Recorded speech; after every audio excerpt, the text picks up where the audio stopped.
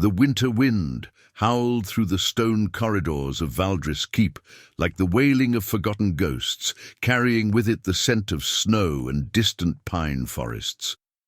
Within the great throne hall, braziers burned with reluctant flames that cast dancing shadows across tapestries, depicting the glorious conquests of kings long dead. The vaulted ceiling disappeared into darkness above, and the polished marble floor reflected the firelight in pools of amber and crimson.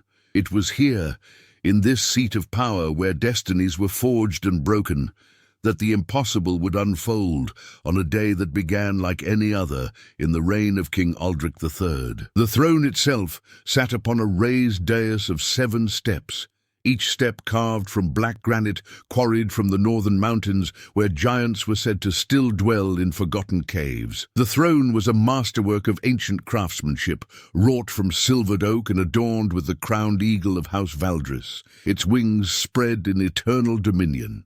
Red velvet cushions, worn thin by generations of royal weight, provided the only softness in that austere seat of judgment.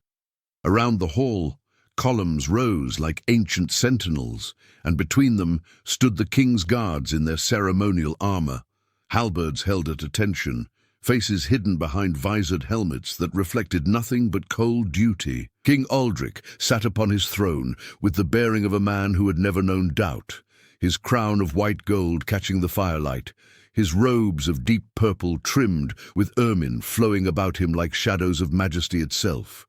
His face was handsome in the way of eagles, sharp and proud, with eyes the color of winter steel. At 32 years, he had ruled Valdris for a decade, inheriting the crown when his father fell in battle against the northern clans. Those 10 years had been marked by prosperity and expansion, by firm justice and firmer taxation, by the consolidation of power that had made Valdris the envy of neighboring kingdoms. Yet prosperity, as the old songs warned, often breeds blindness. On this particular morning, the throne hall filled with petitioners, as it did thrice weekly when the king held court. Merchants in fine woolens came seeking trade licenses, minor nobles arrived to settle boundary disputes, and priests from the Cathedral of the Sacred Dawn brought requests for funds to repair the bell tower damaged in the autumn storms.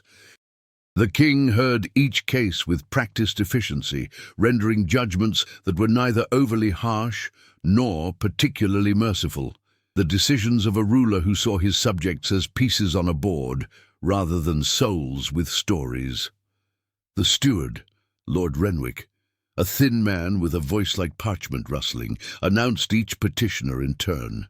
His assistant kept careful record with quill and ink, documenting every judgment for the royal archives that stretched back 400 years in the vaults beneath the keep. The morning proceeded with the rhythm of ritual, every moment choreographed by centuries of tradition, every gesture prescribed by protocol. This was the machinery of kingdom, turning with predictable precision. Then she entered, and the machinery shuddered. She came through the great oak doors at the far end of the hall unannounced, and the very air seemed to shift with her arrival. She was a woman of perhaps 50 years, though hardship had carved lines upon her face that made her seem both older and ageless. Her clothing marked her immediately as peasantry, a rough-spun dress of undyed wool, patched and repatched, stained with the honest dirt of fieldwork. Her hands were calloused and scarred, the hands of someone who had known labor since childhood.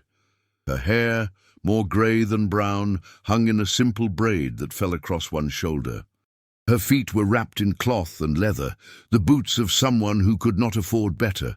Yet despite her humble appearance, she walked with her head high, and her eyes burned with a light that made the guards shift uncomfortably at their posts. She moved directly down the center of the hall, her footsteps echoing on the marble floor, and the assembled courtiers parted before her like wheat before a scythe. Whispers rose like the rustle of autumn leaves. Who was this woman? What madness drove her to approach the throne, without announcement, without permission, without even the pretense of proper supplication? Lord Renwick's face flushed crimson with outrage at this breach of protocol. 2 guards stepped forward, their armor clanking, hands moving to the hilts of their swords. The woman ignored them all. Her gaze was fixed solely upon the king, and in that gaze was something that made Aldrich lean forward upon his throne, his hand tightening on the carved armrest. Recognition flickered in his mind like a candle in wind, though he could not place from where or when. There was something in the shape of her face, in the set of her jaw, in the color of her eyes that echoed like a memory of a memory. When she reached the base of the dais, she stopped. The guards flanked her immediately, their halberds lowered in warning. The hall fell silent, hundreds of eyes watching this strange tableau. Even the fires in the braziers seemed to burn more quietly, as if holding their breath. "Your Majesty," the woman said, and her voice carried through the hall with surprising strength. "I am Ilara of Thornhaven, and I come to claim what was stolen from me." The words hung in the air like an accusation. Lord Renwick sputtered, stepping forward. "How dare you address the king without being called? Guards, remove this peasant woman at once. She is clearly mad or drunk or both." The guards moved to obey, and what happened next would be spoken of in hushed tones for years to come. As the first guard reached for Ilara's arm, she spoke again, and this time her voice rang with an authority that froze every soul in that hall. "I am Ilara Valdris, daughter of King Edmund II, sister to King Roland the Wise, and by blood and law, I am the rightful heir to this throne." The silence that followed was absolute, a silence so complete that the crackling of the fires sounded like thunder. Then chaos erupted. Courtiers gasped and whispered furiously. Nobles shouted denials. Lord Renwick's face went from crimson to deathly pale. The guards looked uncertainly between the woman and their king, torn between duty and the terrible possibility that she spoke truth. King Aldrich rose from his throne, his face a mask of controlled fury. "This is treason," he said, his voice low and dangerous. "There is no daughter of Edmund. Roland had no sister. The royal lineage is documented and absolute. You are either a mad woman or a conspirator, and either way, you will be removed from this hall and placed in chains." He made a sharp gesture to the guards. They moved forward without hesitation now, emboldened by their king's certainty. The first guard, a man named Garrett who had served in the Royal Guard for 15 years, raised his gloved hand and struck Ilara across the face. The sound of the blow echoed through the hall like the crack of a whip. Ilara's head snapped to the side, and a thin line of blood appeared at the corner of her mouth. She stumbled, and the second guard, younger and eager to prove his loyalty, struck her again, this time with the shaft of his halberd against her shoulder. She fell to her knees on the cold marble, her breath coming in gasps. But she did not cry out. She did not beg for mercy. Instead, she lifted her head, and in her eyes was such fierce certainty that even the guards hesitated. Blood ran down her chin, staining her rough dress, but she spoke clearly. "Strike me if you will, deny me if you must, but truth does not die because it is beaten, and blood does not forget its own." Aldrich descended the steps of the dais slowly, each footfall deliberate. He stood before the kneeling woman, looking down at her with contempt and something else, something that might have been fear if kings allowed themselves such weakness. "You claim royal blood," he said softly, for her ears alone. "Then prove it. Show me your pedigree, present your witnesses, produce your documents, or confess your madness now, and I will show mercy by making your death quick." Ilara met his gaze without flinching. "I was 3 years old when my father died," she said, her voice steady despite her injuries. "I remember him, though you would say I could not. I remember his laugh, deep and warm. I remember how he would lift me onto his shoulders and carry me through the gardens where the white roses grew. I remember my brother Roland, 8 years older, who would read to me from the books of legends in the library. I remember my mother, Queen Iselle, who sang to me every night songs in the old tongue that her own mother had taught her. Memories can be invented," Aldrich said coldly. "Children's fantasies become false truths in the minds of the desperate." "Duh! I was there." Ilara continued as if he had not spoken, when the sickness came to the keep. The wasting fever, the healers called it. It took my mother first, then spread through the castle like fire through dry timber. I remember the smell of the herbs they burned to drive away the contagion, rosemary and sage, and something bitter I never learned the name of. I remember the screams in the night, the sound of the death carts on the cobblestones. I watched my mother die, Your Majesty. I held her hand as the light left her eyes, and she whispered to me that I must be brave, that I must survive. A tremor passed through the watching crowd. The wasting fever was part of the kingdom's history, a plague that had struck 47 years ago, devastating the royal house and killing hundreds throughout the capital. It was documented in the chronicles, taught to every child in the kingdom's schools. But the official record said that King Edmund and Queen Isel had died along with their only son, the crown prince. The throne had passed to Edmund's younger brother, who became King Roland, and from him to his son, and from that son to Aldric. The records show no daughter, Aldric said, but his voice had lost some of its certainty. The records show what those in power wanted them to show, Ilara replied. She struggled to her feet, wincing from her injuries but refusing help from anyone. When my mother died, my father was already sick. The fever had him in its grip. My brother Roland, the crown prince, was healthy still, and it was assumed he would survive, that he would inherit. But the council feared. They feared that if the entire royal line fell to sickness, the kingdom would descend into civil war. Claims and counterclaims from distant cousins, from powerful nobles, from neighboring kingdoms looking to exploit our weakness. She wiped blood from her mouth with the back of her hand and continued, her voice growing stronger. So they made a decision. They took me, the youngest child, the one least likely to be remembered clearly by the court, and they sent me away. It was called a precaution, a safeguard. The king's guard captain, a man named Aldrin Ironhelm, and the royal physician, Master Cornelius, they came in the night. They told me I was going somewhere safe, somewhere the sickness could not reach me. They promised I would return when the danger passed. "And where did they take you?" asked a voice from the crowd. It was Lady Margrave, an elderly noblewoman whose family had served the crown for generations.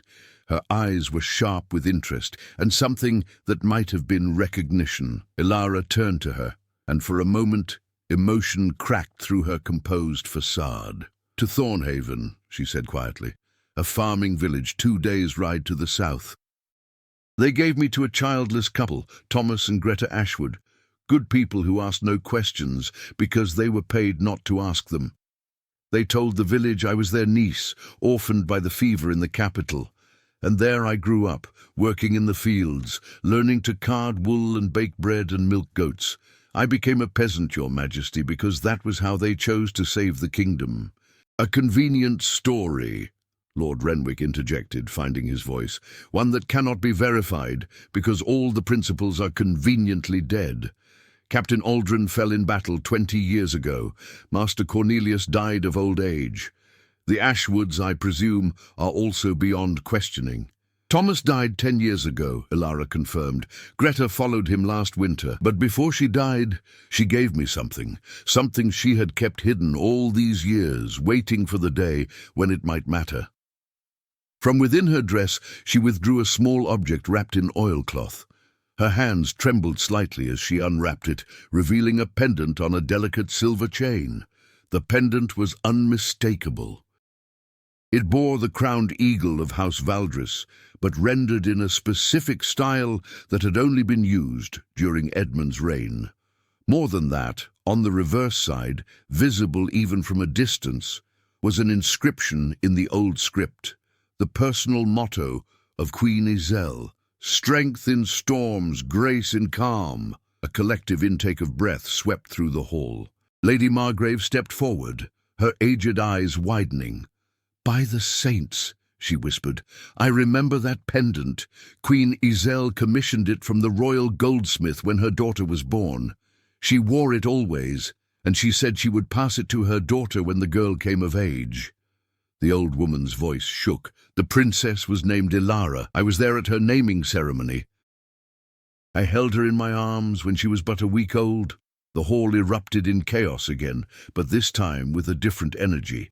Doubt had entered the room like a living thing, creeping into minds that had been certain moments before. Nobles began arguing with each other, some defending the king's legitimacy, others demanding investigation. The guards looked uncertainly at one another, their duty suddenly murky. King Uldric's face had gone pale.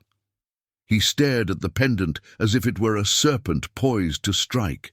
His mind raced, calculating, assessing, searching for a way to refute this claim that grew more solid by the moment. A pendant proves nothing, he said, but even he could hear the weakness in his argument.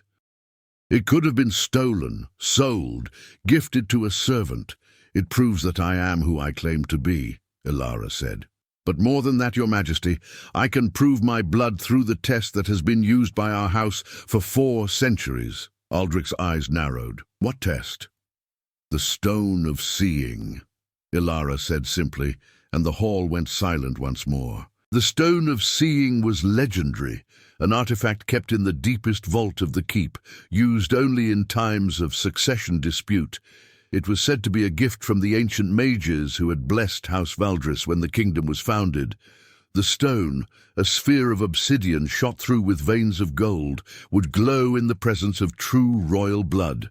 It had been used only 3 times in recorded history, always in cases where legitimacy was questioned, and each time the chronicles recorded it had revealed the truth. The stone is legend, Uldric said, but his voice lacked conviction.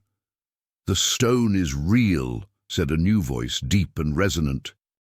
Father Aldous, the high priest of the cathedral, stepped forward from where he had been standing among the assembled clerics.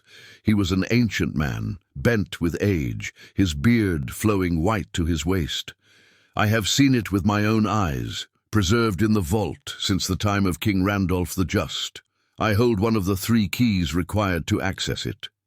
Lord Renwick held the 2nd key as Lord Steward. The 3rd key hung around the king's own neck, never removed, a small iron key on a golden chain. 3 keys, 3 separate locks, designed so that no single person could access the vault without agreement from the others.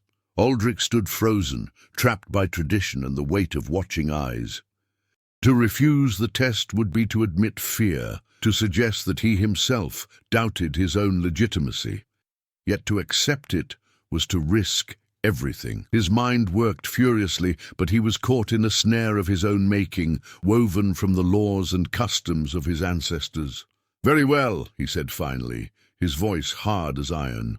We will perform the test. But know this, Ilara of Thornhaven, if you are false, if this is some elaborate conspiracy, you will die slowly. I will see to it personally. And if I am true? Ilara asked quietly. Uldric did not answer. He turned and strode from the hall, his robes billowing behind him. The crowd parted before him, and guards fell into formation. Lord Renwick and Father Aldous followed, and Ilara walked after them, flanked by guards who no longer seemed certain whether she was prisoner or princess. They descended into the depths of the keep, down spiral staircases worn smooth by centuries of footsteps, past storerooms and armories, past the dungeons where prisoners languished in darkness, deeper still until they reached a door of solid iron bound with bands of silver, inscribed with protective runes. The air here was cold and still, and the only light came from the torches carried by the guards. The 3 keyholders stepped forward. Uldric produced his key first, inserting it into the highest lock. It turned with a click that echoed like a judgment. Lord Renwick's key opened the middle lock. Father Aldous, his hands shaking with age, fitted his key into the lowest lock and turned it with effort. The door swung open slowly, hinges groaning, revealing a small chamber beyond.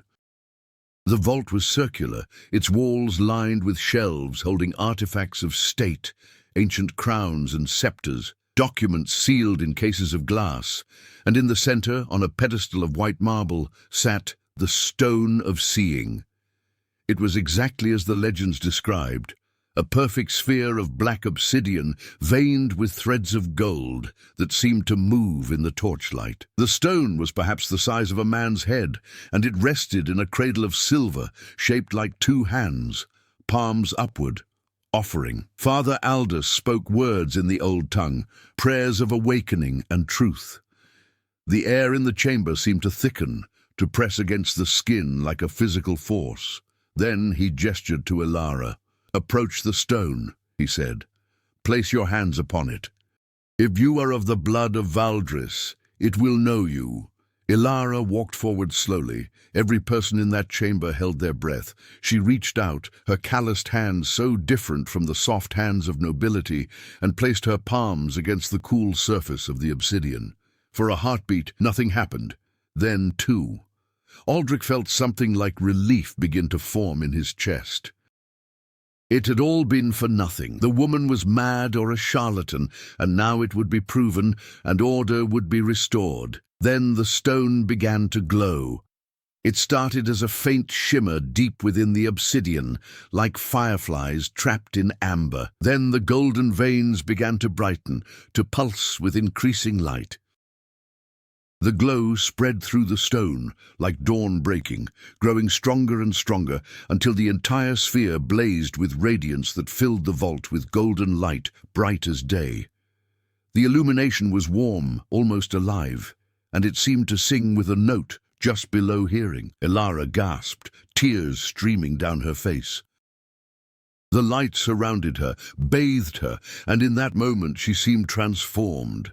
The rough peasant woman was gone, and in her place stood a figure of undeniable nobility, a princess revealed. The stone's light reached out to touch each person in the vault, and where it touched Aldrich, he felt something inside him crack.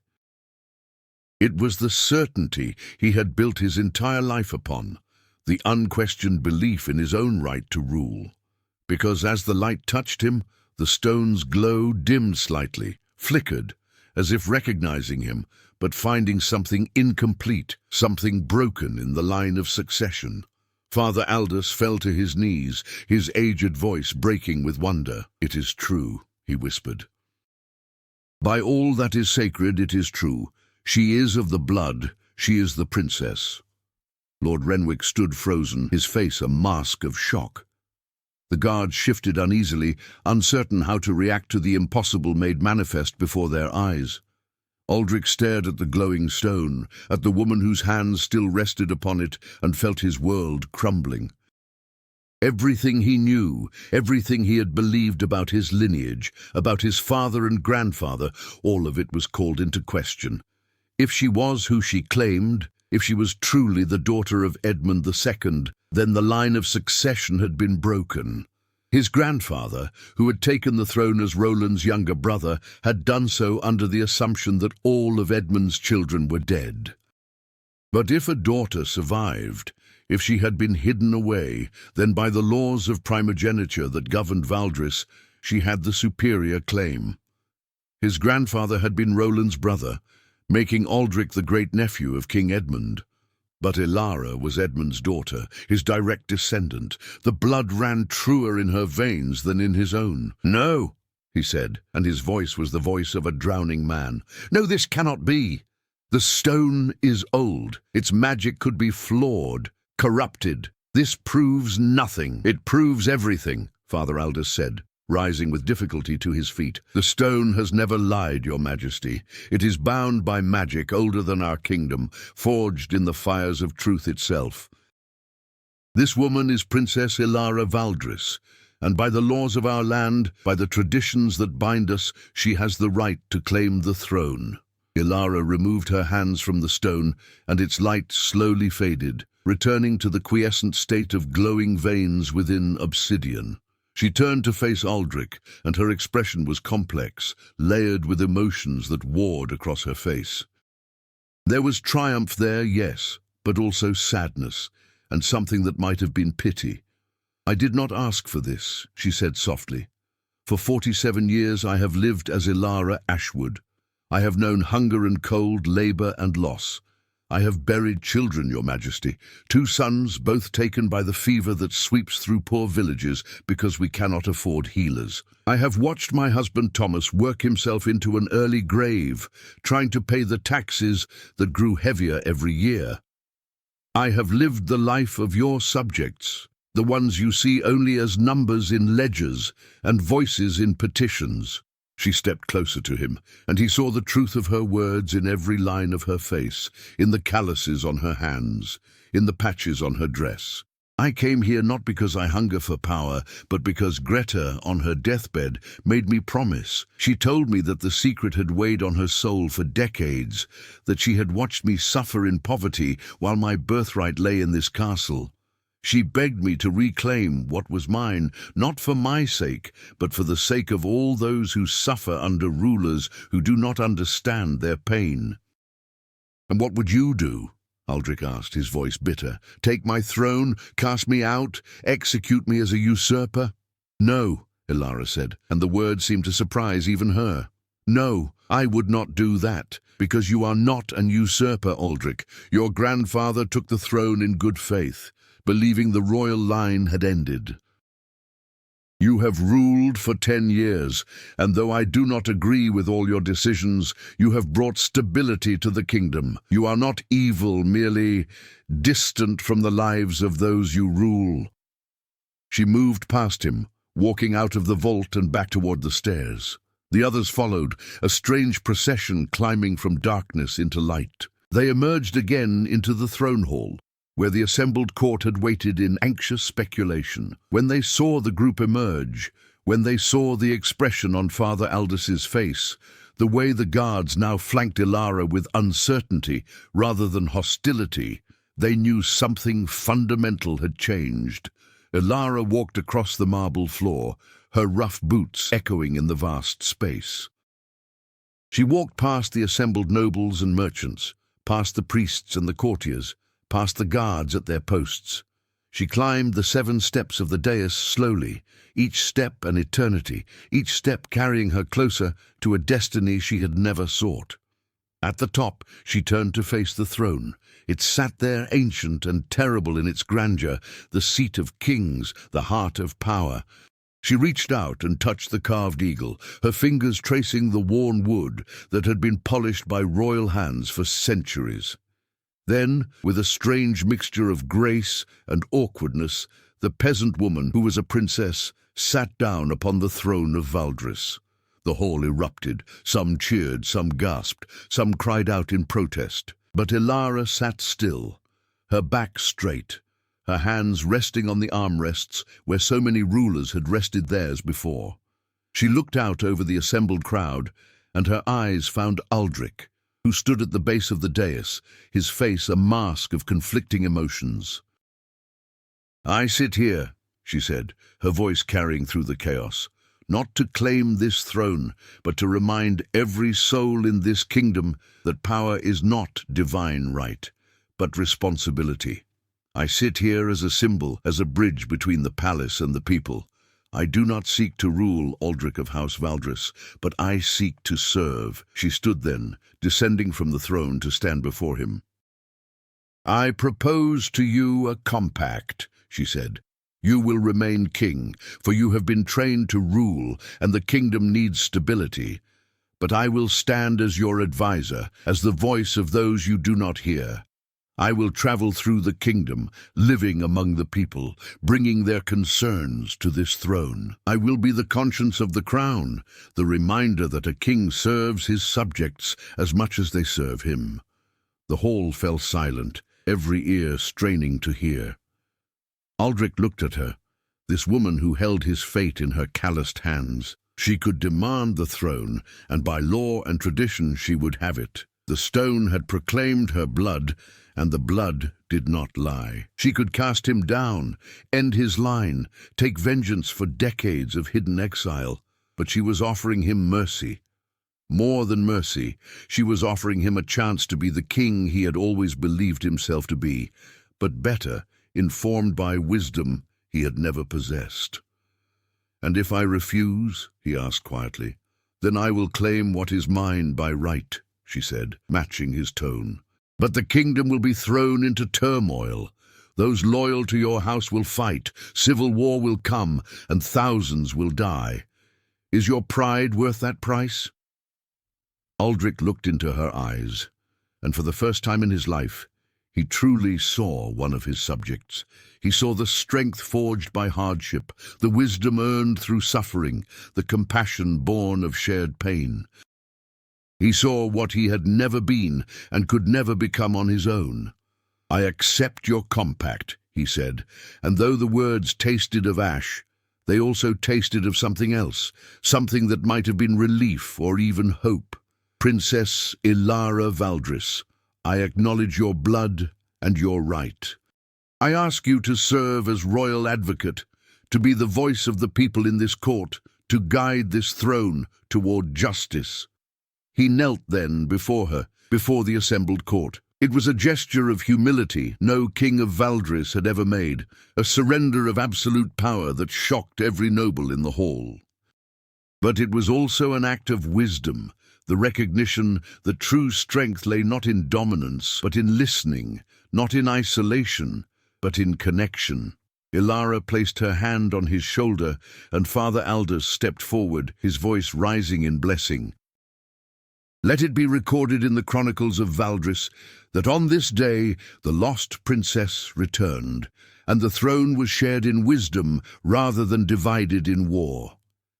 Let this be the beginning of a new age where crown and people are bound not by force, but by understanding." Oh, the hall erupted in cheers, and this time they were genuine, born of relief and wonder and the human need to believe in redemption. The story would spread through the kingdom like wildfire, the tale of the peasant princess who returned not with an army but with truth, who claimed the throne only to offer it back, who chose service over sovereignty.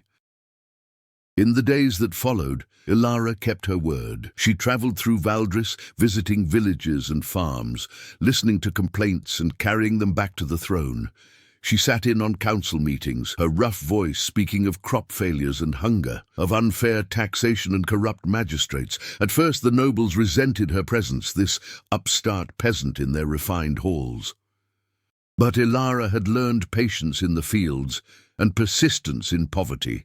She spoke with quiet authority, backing her words with the undeniable truth of her bloodline and the support of the common people who saw her as their champion. Aldrich, for his part, found himself changed by her presence. Her stories haunted him, the tales of suffering that had been invisible from his throne. He began to understand that a kingdom was not measured by the grandeur of its palaces, but by the welfare of its poorest citizen. Laws changed, slowly at first, then with increasing momentum. Taxes were reformed to ease the burden on farmers and craftsmen. Magistrates who abused their power were removed. Healers were sent to villages that had never seen them. Granaries were built to store surplus in good years for distribution in bad ones. The transformation was not instant, nor was it perfect. Nobles grumbled about reduced revenues, and there were those who whispered that the king had grown soft, that his authority was diminished. But the people loved him for it, and in time the nobility came to understand that a prosperous, stable kingdom enriched everyone more than harsh rule over suffering subjects. Ilara never married, never bore more children, though she was courted by nobles seeking connection to the throne. She said she had loved once, and that was enough, that her remaining years would be devoted to the service she had promised. She became a fixture at court, her presence a constant reminder of the covenant between ruler and ruled. Years passed, and the story of the peasant princess became legend even while she lived. Songs were sung of her in taverns and great halls alike, of the woman who was struck down in the throne room and rose to sit upon the throne. The details were embellished, as such stories always are. Some versions had her surrounded by divine light from the moment she entered. Others had the guards struck down by lightning for their impiety. But the core remained true. The impossible tale of justice emerging from violence, of humility triumphing over pride. When King Aldric grew old, he had no children to succeed him, and he named Ilara's nephew, the son of a cousin who had been found and verified, as his heir. But he also instituted a new law, one that would outlive him by centuries. Henceforth, every ruler of Valdris must spend 1 year before their coronation living as a commoner, working in fields or shops or ships, learning the lives of those they would rule. It was called Ilara's law, and it transformed the kingdom in ways that no conquest or treaty ever could. Ilara died peacefully in her sleep at the age of 73, in a modest room in the keep, not in the royal chambers, but in quarters she had chosen that overlooked the city where the common people lived. Her funeral was attended by thousands, from the highest nobles to the poorest beggars, and it was said that the entire kingdom wept that day. They buried her in the royal crypt beneath the cathedral, in a tomb of simple stone marked with her name and the words she had chosen for her epitaph, "She served." And in the throne hall, where her extraordinary story had unfolded, a new tapestry was hung beside those, depicting ancient battles and coronations. It showed a woman in a peasant's dress, sitting upon a throne, and beneath it was woven in golden thread, "The throne serves the people, or it serves nothing." The tale of Ilara Valdris, the princess who was struck down and rose again, became the defining story of the kingdom, taught to every child, referenced in every debate about justice and power. It became the standard against which rulers measured themselves and by which their subjects judged them. And though centuries passed and kingdoms rose and fell, the story endured, a reminder that truth can survive violence, that justice can emerge from chaos, and that the greatest power is not the power to rule, but the power to serve. Thank you so much for listening to this tale from Medieval Stories. If you enjoyed this journey into the past, please like this video, subscribe to our channel for more epic medieval narratives, and leave a comment telling us what you thought of Princess Ilara's incredible story. What would you have done in her place? How do you think power and service should be balanced? Share your thoughts below. We love hearing from you, and your engagement helps us bring you more stories from the ages of knights, castles, and kingdoms. Until next time, may your own story be one of courage and wisdom.